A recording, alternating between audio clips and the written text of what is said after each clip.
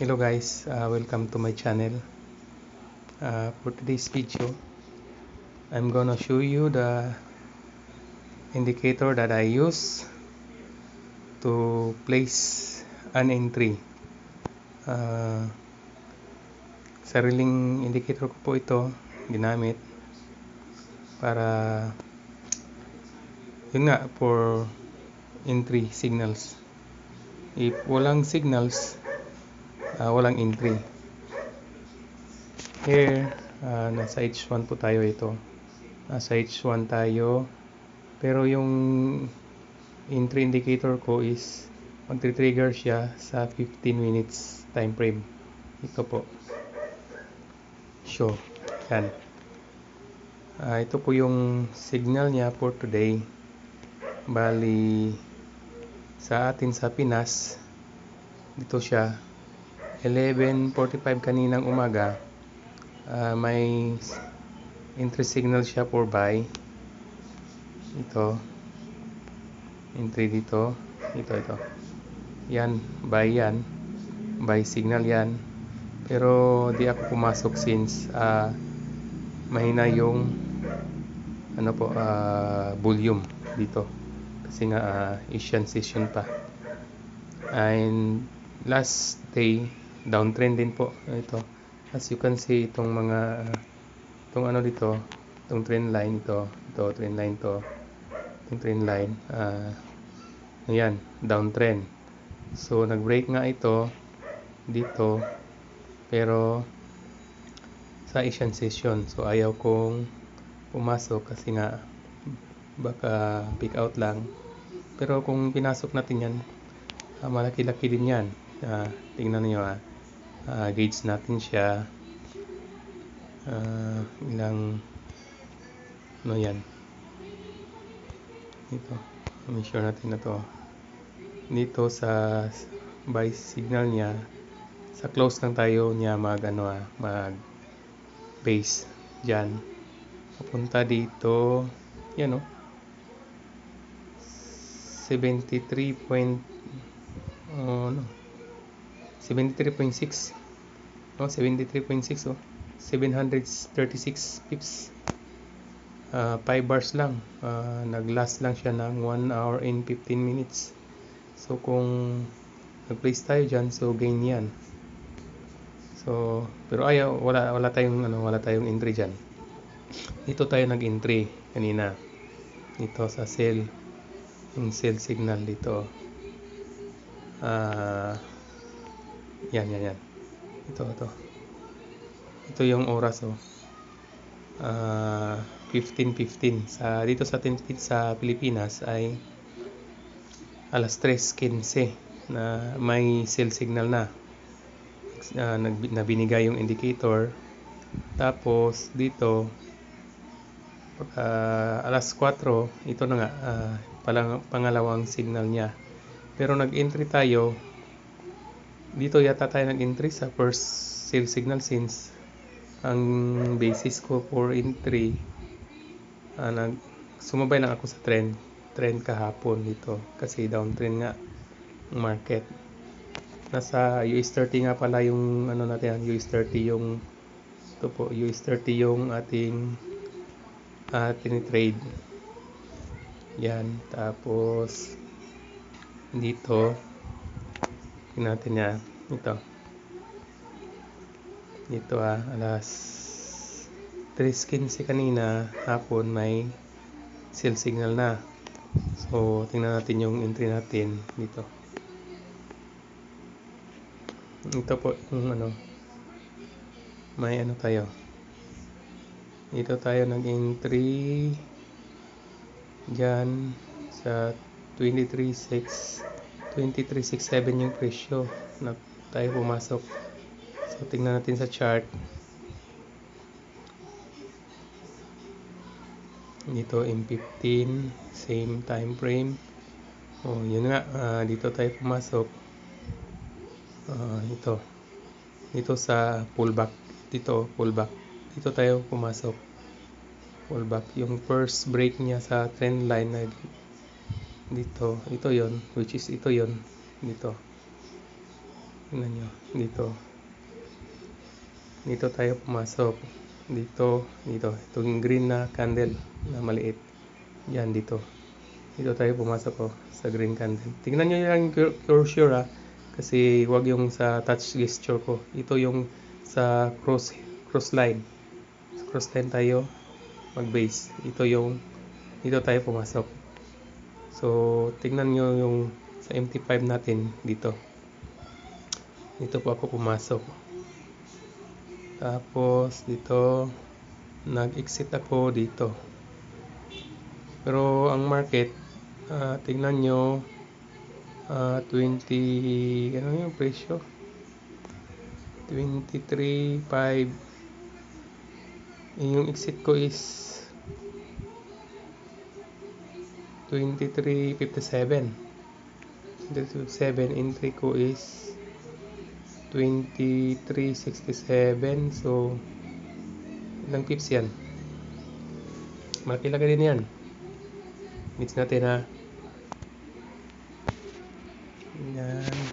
Hirap kasi sa mobile mag yan. Ito dyan may 104 pips tayo, 0.79 na gain kanina. Malaki din yan. Kahit na yung natin is walang nito, 0.02 lang yung ating position, pero may gains tayo na 39.66.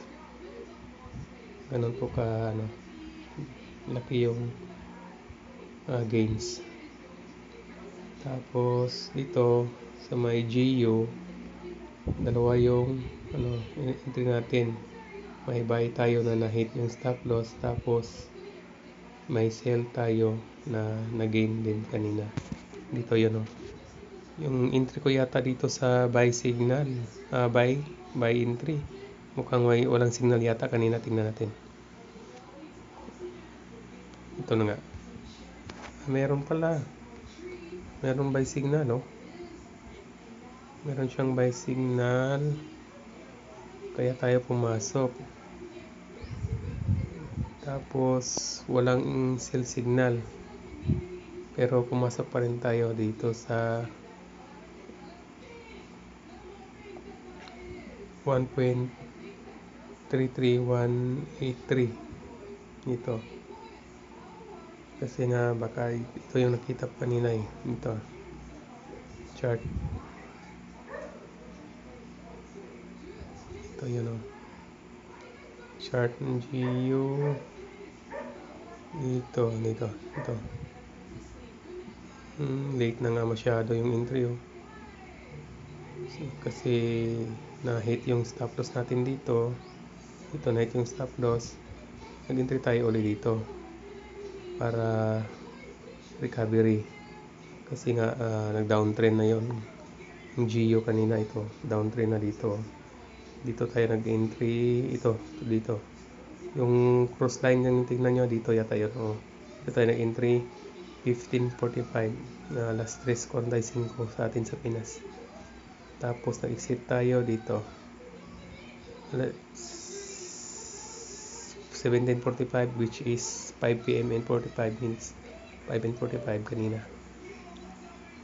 Recovery lang dahil pero kung nag-hold tayo, malaki sana yung potential gains kasi nga bumaba pa yung market. Ito, bumaba yung market.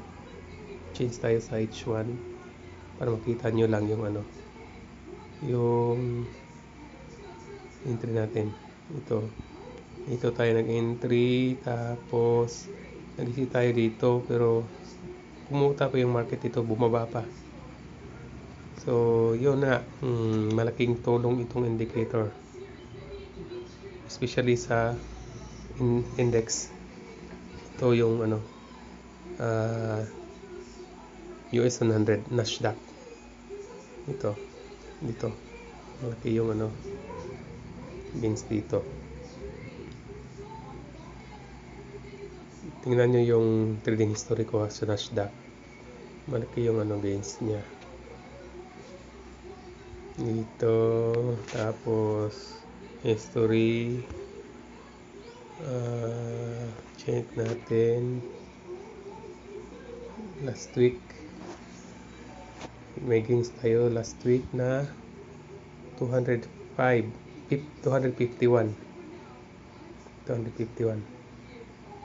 Ito yun, halos blue lahat, may ilang red, pero overall may gains tayo na $251. And sa Nasdaq dito sa index 100 is meron tayong net profit na $143. So that's all. Comment below kung gusto mong malaman yung anong indicator ito sa TradingView. Hindi mo ito makikita since personal ko ito, pero pwede ko kayong turuan kung paano gumawa ng ganito. At pwede ring i-automate nyo yung trading setup nyo. Pwede nyo yung gawin yan dito sa TradingView para less emotion na when signals appear, take nyo na yung signal, ganun lang. Basta yung risk is control lang, okay lang, para less hassle na para sa part natin na mag-think pa, mag-isip pa. Ito, tingnan nyo, mabas yung signal dito. Tapos ito 14:45 yung oras. Tingnan nyo sa baba yung 14:45. So alas 2:45 may signal na siya. Tapos pagka alas 3 ito from 24,160 to 24,260. So may 100 pips dito, malaki din ito. So yun lang, that's all for now. Comment down below para sa mga tanong. Willing po tayong i-share itong ating ginagamit na indicator para masubukan nyo rin. So thank you for watching and have a great day and trade safe.